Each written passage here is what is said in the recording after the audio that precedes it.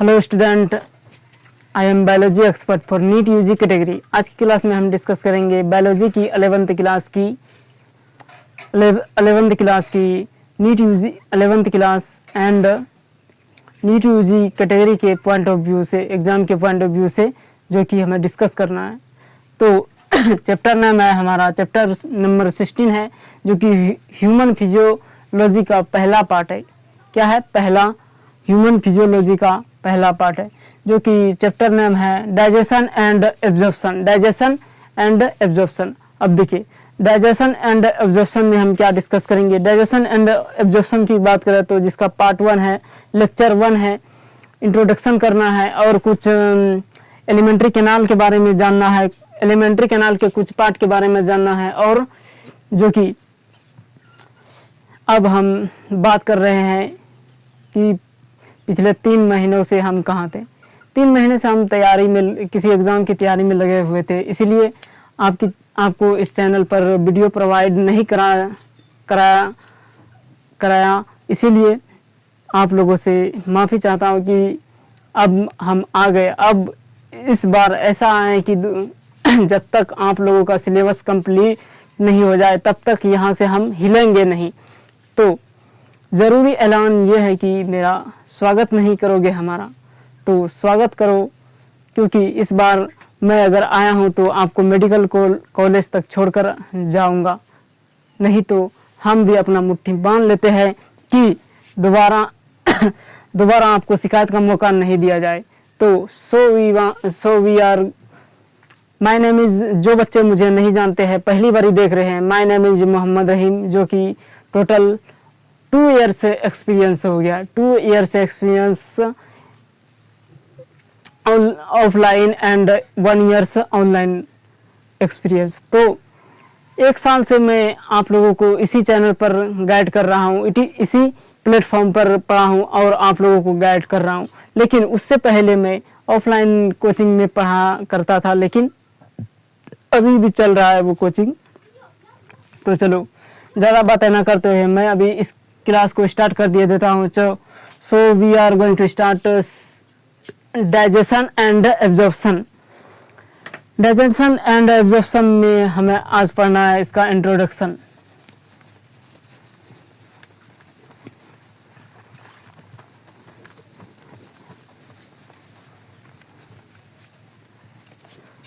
तो चलो, digestion and absorption.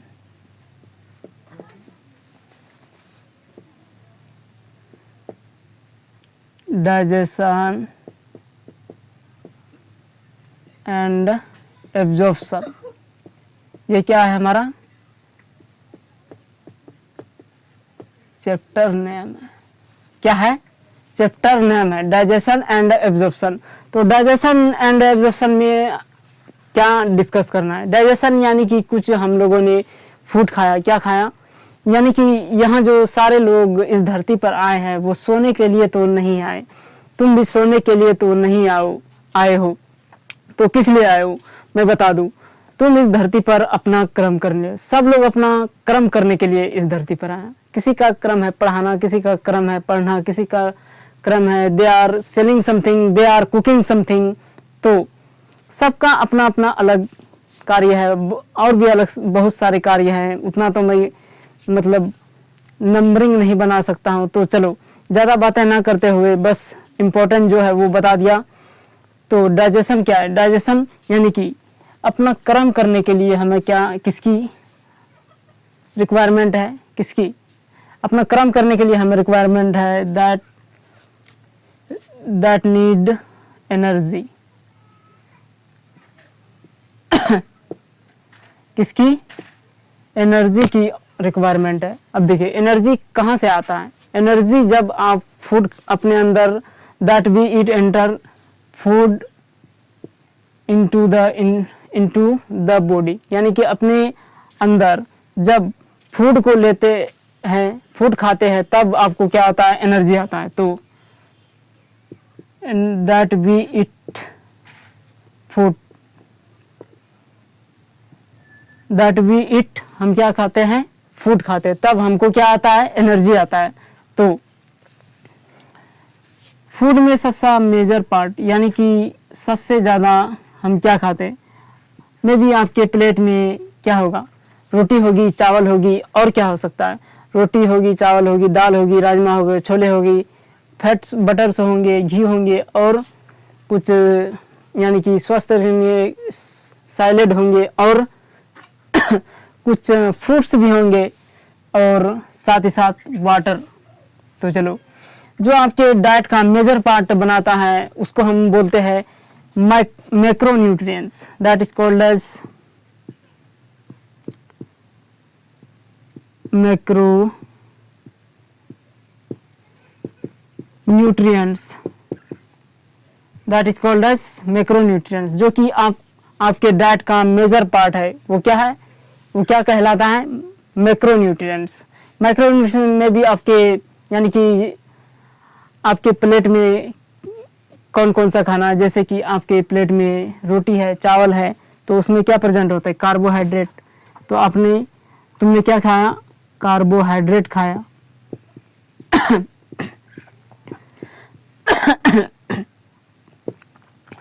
क्या रोटी और चावल ही से पेट भर जाता है, नहीं, उसको मतलब अंदर लेने के लिए, उसको मिलावट करने के लिए, मिलावट के लिए क्या चाहिए, आपके यानी कि तुम्हारे प्लेट में क्या होना चाहिए, और तुम्हारे प्लेट में दाल होना चाहिए, और क्या होना चाहिए, राजमा होना चाहिए, छोले होना चाहिए। तो उसमें क्या प्रेजेंट होता है, प्रोटीन।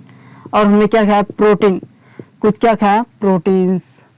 साथ ही साथ आप लोगों ने ऑयली पदार्थ, ऑयली सब्सटेंस यानी कि फैट्स क्या बोलते हैं, बटर्स हो गया, घी हो गया, साथ ही आप लोगों ने ऊपर से घी भी लगाया, और ये सब क्या है, ऑयली सब्सटेंस। इसमें क्या प्रेजेंट होता है, फैट्स। तो आपने कार्बोहाइड्रेट्स खाया, प्रोटीन्स खाया, फैट्स खाया, ये क्या है, आपके डाइट्स का मेजर पार्ट है। लेकिन हमको कुछ लेस अमाउंट में भी चाहिए, हेल्दी रहने के लिए लेस अमाउंट में भी कुछ यानी कि लेस अमाउंट में भी कुछ सब्सटेंसेस चाहिए।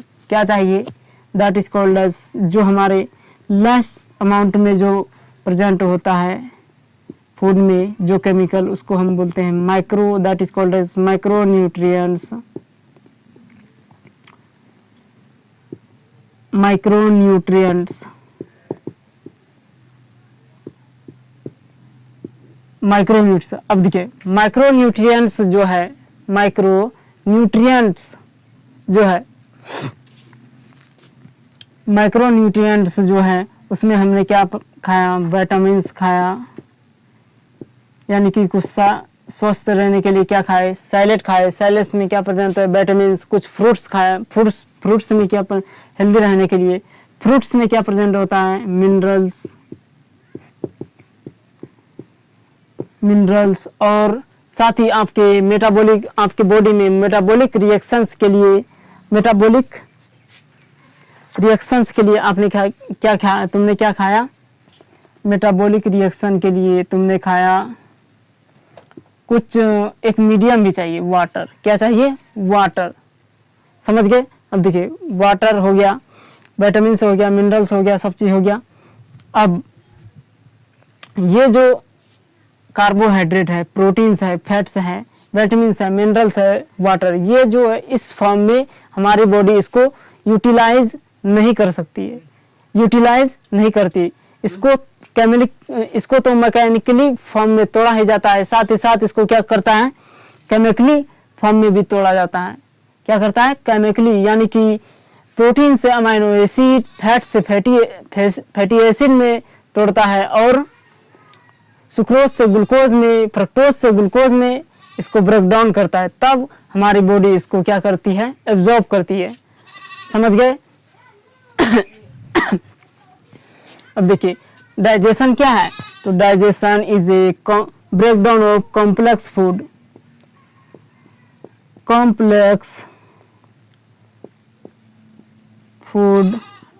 into the simpler substance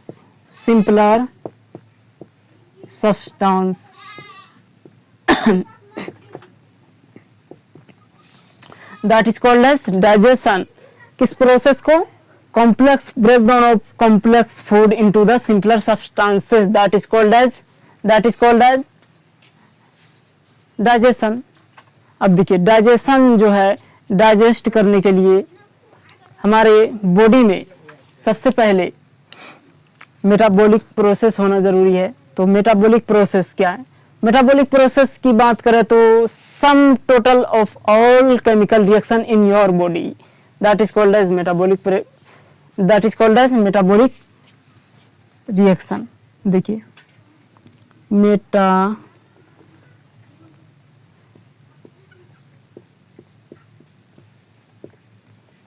metabolic process, sum total of all chemical reaction in your body। Metabolic में यानी कि हमारे डाइजेस्ट में क्या हो रहा है, टूट रहा है, कार्बोहाइड्रेट टूट रहा है, प्रोटीन टूट रहा है, तो क्या होगा इसमें, कैटाबोलिज्म। मेटाबॉलिक में कौन सा पार्ट होगा, कैटाबोलिज्म का पार्ट होगा। समझ गए? अब देखिए ये जो मेटाबॉलिक प्रोसेस है, इस रिएक्शन को करने के लिए हमारे पास क्या प्रेजेंट होता है, एक बहुत ही महत्वपूर्ण सिस्टम प्रेजेंट होता है। क्या होता है, सिस्टम। तो इसको नोट कर लो, इसको मिटा देते हैं, उस सिस्टम पर हम चर्चा करेंगे, डिस्कस करेंगे। तो चलो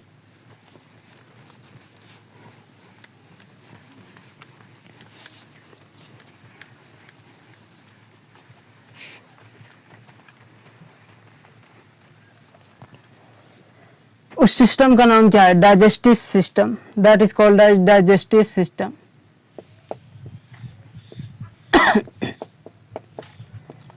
डाइजेस्टिव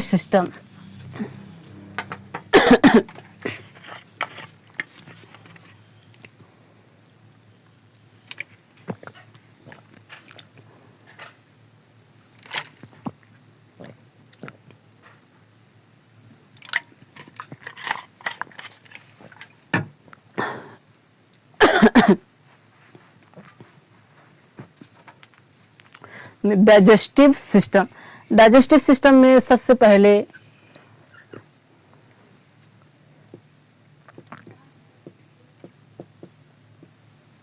डाइजेस्टिव सिस्टम में हमारे पास एक लंबी सी नली आ जाती है, that is called as alimentary canal.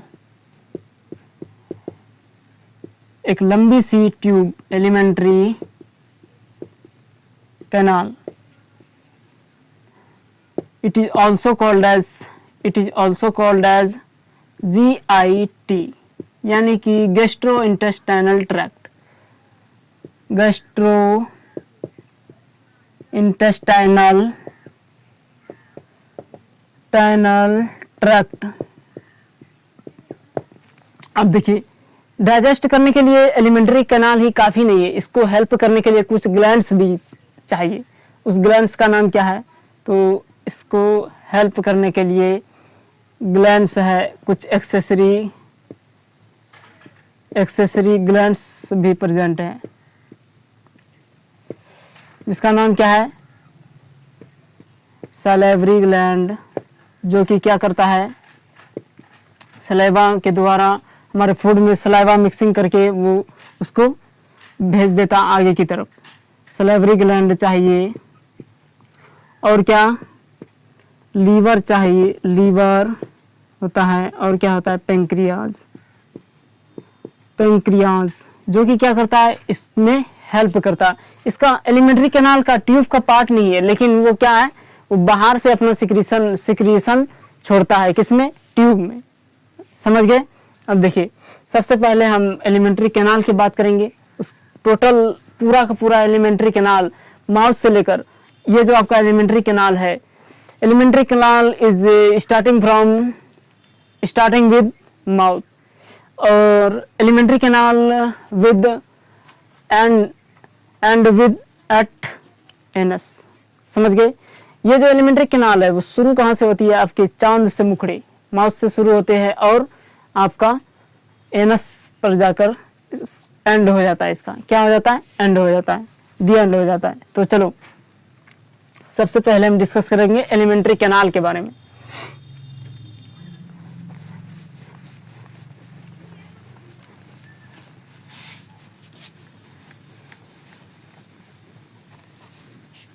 Alimentary canal,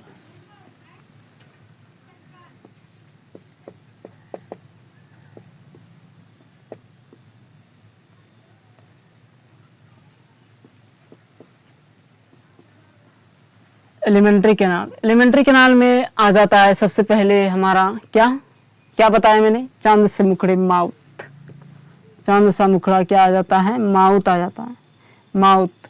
mouth में आगे जाकर एक लंबी सी कैविटी होती है जिसको हम क्या बोलते हैं, which is called as buccal cavity, buccal cavity.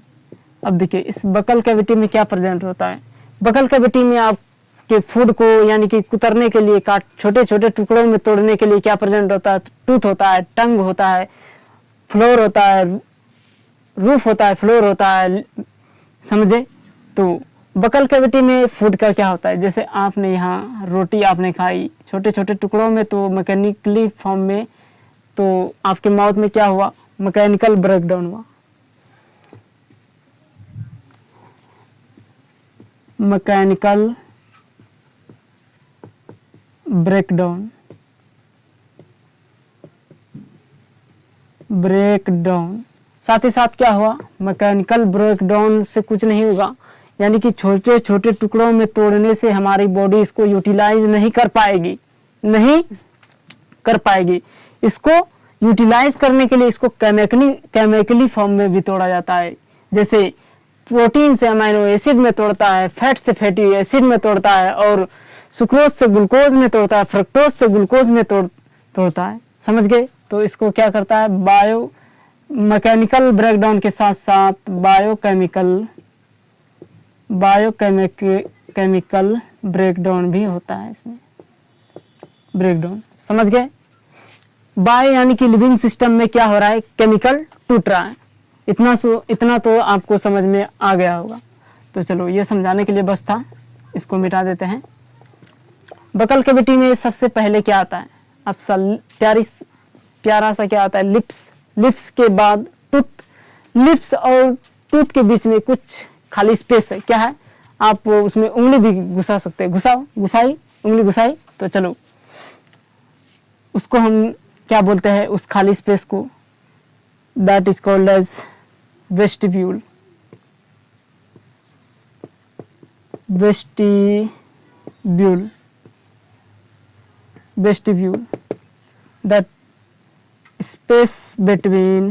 that space between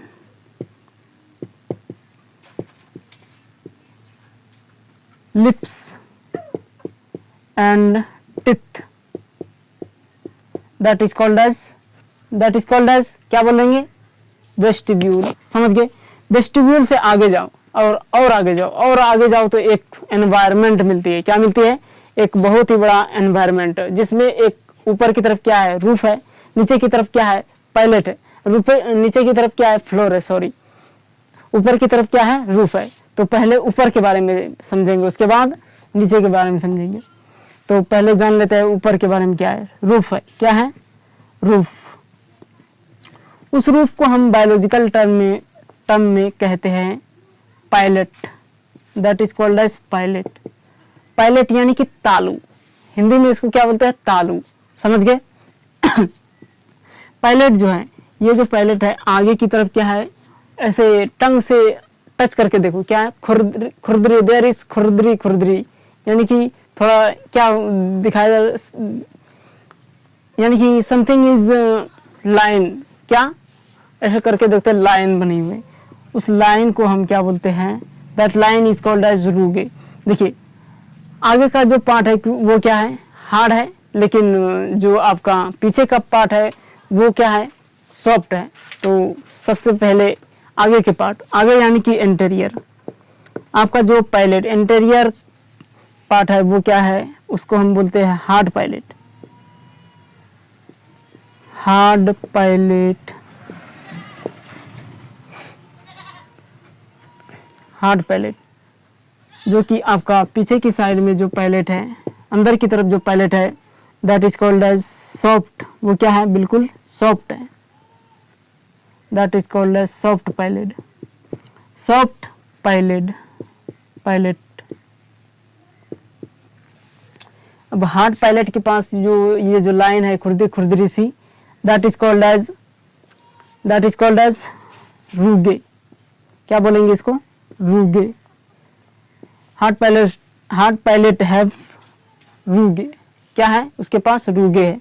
लेकिन सॉफ्ट पायलट जो है इसके पास क्या है? इसके पास सॉफ्ट पायलट के अंदर अगर झांक कर देखोगे तो ऊपर की तरफ, नीचे की तरफ, यानी कि ऊपर की तरफ एक देयर इज ए हैंगिंग घंटी बेल, यानी कि there is a hanging bell, यानी क्या हो रहा है? एक घंटी की तरह लटक रही है। उसको क्या बोलते हैं? यूवुला। क्या बोलते हैं? यूवुला। इस तरीके से लटक रही है, that is called as uvula. देखिए अब यूवुला किस लिए चाहिए हमको? यूवुला किस लिए चाहिए? चल समझा देते हैं यहाँ बनाकर।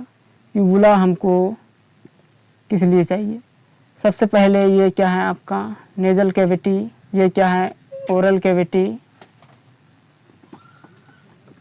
ये है आपका फेरिंग्स। अब फेरिंग्स क्या है? That common passes for food and air, that is called as pharynx. अब देखिए यहाँ पर क्या है आपका? लटक रही है यूवुला, लटक रही है। अब देखिए यहाँ से क्या आता है? ये नोज है, यहाँ से क्या जाता है? एयर जाता है अंदर। नाक से अंदर तो हवा ही जाती है। यहाँ से आपका ये है माउथ यहाँ से फूड भी जाता है और साथ ही साथ हवा भी अंदर जाती है, जाती ही नहीं। जब आपने फूड आपके बकल कैविटी में एंटर किया, जब भी आपके बकल कैविटी में फूड एंटर किया, एंटर करने के बाद ये फूड इधर भी तो जा सकती है। क्या? इधर भी तो जा सकती है। ऐसा क्यों होता है कि जब भी हम फूड खाते तो नीचे की तरफ आप बोलेंगे कि एंटी ग्रेविटी है, वो एंटी ग्रेविटी कैसे जाएगी? ग्रेविटी की तरफ जाएगी। लेकिन जब आप वोमिटिंग करते हैं, उल्टियाँ आती है, तब भी तो यानी कि नोजल कैविटी से नहीं आती है, ओरल कैविटी से ही आती है। तो इसी रास्ते से कैसे जाता है? तो आपका जो फूड है वो जनरली नीचे की तरफ ही जाती है। क्यों? क्योंकि ये जब भी आप सोलो करते हैं, क्या करते हैं? सोलो यानी कि निगलने की कोशिश करते हैं, तो ये यूवुला क्या करता है? इस नेजल कैविटी को ब्लॉक कर देती है। क्या कर देती है? ब्लॉक कर देती है। आप देखा होगा कभी कभी हम खाना यानी कि खाना खाते हैं, ईटिंग करते वक्त, यानी कि कभी कभी चला जाता है फूड इधर, कभी कभी सॉरी ये बात अलग हो गई, ये बात दूसरी है, बाद में बताएंगे इसके बारे में। पहले इसके ये जो यूवुला है इसको क्या कर देती है? ब्लॉक करती है। इसका फंक्शन क्या हो गया? It will prevent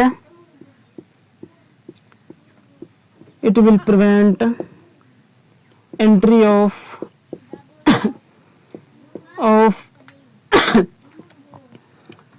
food into the nasal cavity. Nasal cavity में ये जाने से क्या करती है? ब्लॉक करती है। क्या करती है? ब्लॉक कर देती है।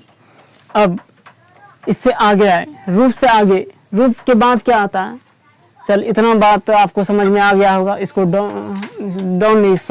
नोट कर लो। तो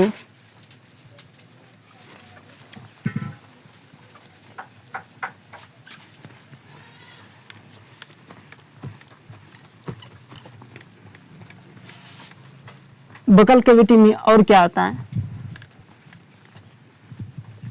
ये जो आपका बकल कैविटी है, माउथ यानी कि बकल कैविटी,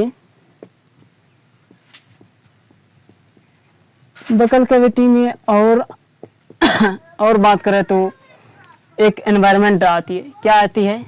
एक एनवायरनमेंट में रूफ के बारे में तो पता चल गया कि ऊपर क्या है? पायलट है। रूफ को क्या बोलते हैं? पायलट बोलते हैं। लेकिन अब फ्लोर के बारे में बात करेंगे। किसके बारे में? फ्लोर के बारे में। चलो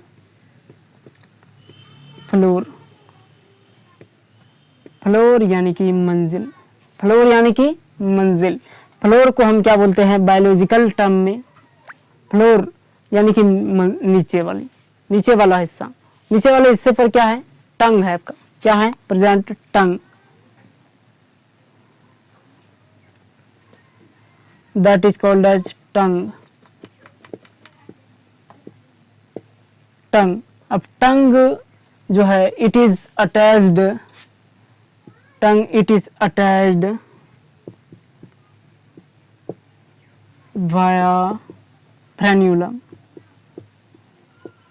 फ्रेन्यूलम किसके जरिए से ये जुड़ा होता है, अंदर से फ्रेन्यूलम के जरिए से ये जुड़ा होता है, समझ में आ गया। और आपका जो क्या बोलते हैं, ये जो टंग है, tongue is a muscular structure, muscular structure, tongue is a muscular structure. कौन सा मसल प्रेजेंट होता है, voluntary muscle, voluntary, voluntary muscle, यानी कि अपनी इच्छा अनुसार, अपना इच्छा अनुसार इसको कैंची की तरह चला सकते हैं टंग को, समझे। टंग के पास, टंग के एपिडर्मिस पर क्या प्रेजेंट होता है, टंग के एपिडर्मिस की बात करें, टंग की एपिडर्मिस पर प्रेजेंट होता है आपका, यानी कि आप देखते होंगे जब भी टंग क्लीनर से इसको टंग को क्लीन करते हैं तो आपको खुरदरी खुरदरी दिखाई देती है, दाने दाने सब दिखाई देती है, एकदम छोटा छोटा, एकदम माइक्रो, माइक्रो स्ट्रक्चर है, यानी कि बहुत छोटा छोटा, माइक्रो माइक्रो। तो वो क्या है, टेस्ट पेपिले है, क्या है, they have test papillae, test papillae. अब टेस्ट पेपिले जो है उसके ऊपर क्या प्रेजेंट होता है, टेस्ट बड्स प्रेजेंट होता है, टेस्ट, अब टेस्ट बड्स क्या करता है, टेस्ट बड हमें क्या करता है, टेस्ट देता है, दे गिव टेस्ट, टेस्ट अस, समझ गए। तो अब इसका स्ट्रक्चर देख लेते हैं टंग का, यहाँ पर हम स्ट्रक्चर बनाएंगे,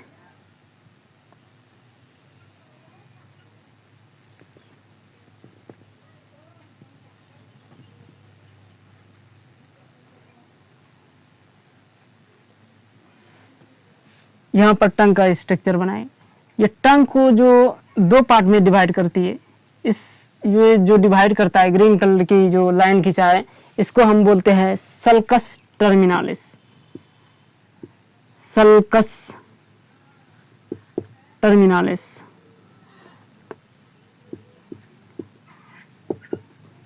terminalis, that is called as sulcus terminalis, जो इसको क्या करते हैं, डिवाइड। यहाँ पर एक टॉन्सिल प्रेजेंट होता है, क्या प्रेजेंट होता है, tonsil, that is called as lingual tonsil, lingual tonsil, lingual tonsil. अब उसके बाद आती है ये जो आपका पार्ट है, ये क्या है, फेरिंग के साइड, फेरिंग्स के साइड पर में प्रेजेंट है, तो इसको बोलते हैं फेरेंजियल पार्ट, फेरेंजियल पार्ट। अब यहाँ से का जो पार्ट है वो ओरल की तरफ है, तो इसको बोलते हैं ओरल पार्ट, ओरल पार्ट। अब देखिए यहाँ पर आपका प्रेजेंट है टेस्ट पेपिल्ला, टेस्ट पेपिल्ले, सबसे बड़े वाले टेस्ट पेपिल्ला कौन सा है, यही है, जिसका नाम क्या है, सरकम वेलेट पेपिल्ला, सरकम वेलेट पेपिल्ले। अब उसके बाद आती है इस तरीके से छतरी की तरह बनी हुई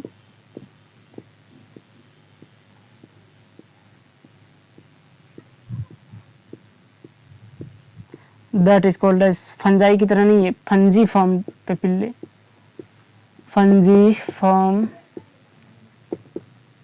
पेपिल्ले, फंजी फॉर्म पेपिल्ले। बीच में क्या है, फिलिंग करने के लिए, फिलिफॉर्म पेपिल्ले,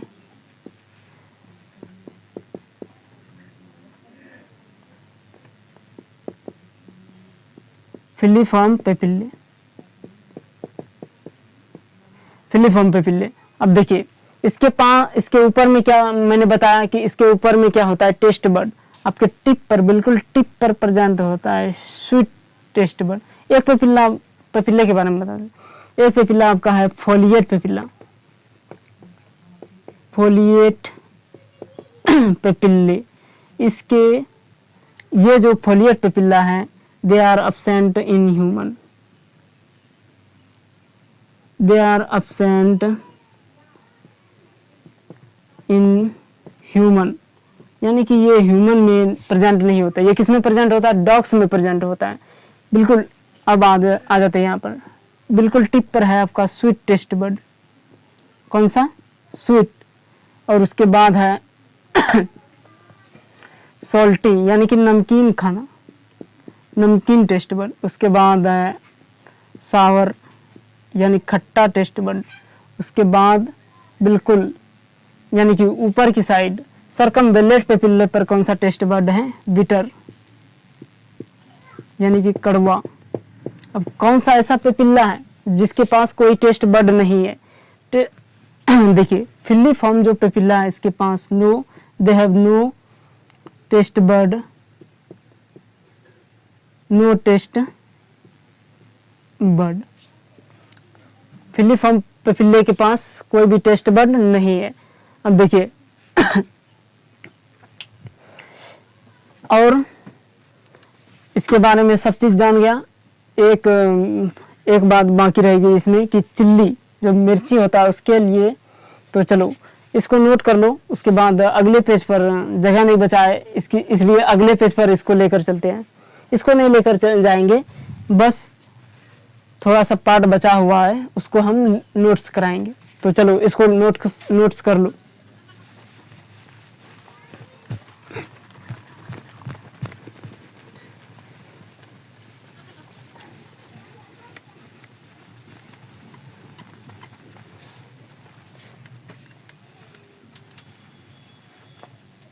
टंग जो है इसके पास चिल्ली के लिए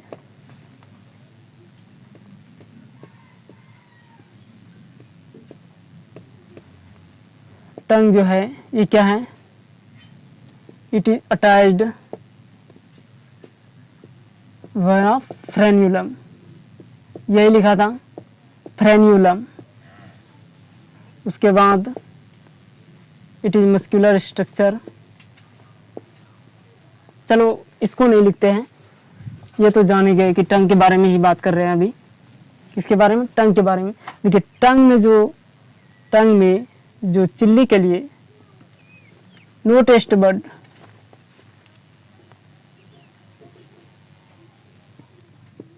नो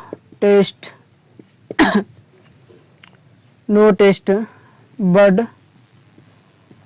फॉर चिल्ली, चिल्ली के लिए इसमें कोई भी टेस्ट बड प्रेजेंट नहीं होता। दूसरा बचा क्या, बचा आपका कि ये तब टेस्ट कैसे लेता है, चिल्ली अगर खा लेते हैं तो टेस्ट आपको इसलिए आता है क्योंकि यहाँ पर एक बर्निंग सेंसेशन होता है। क्या होता है, बर्निंग सेंसेशन।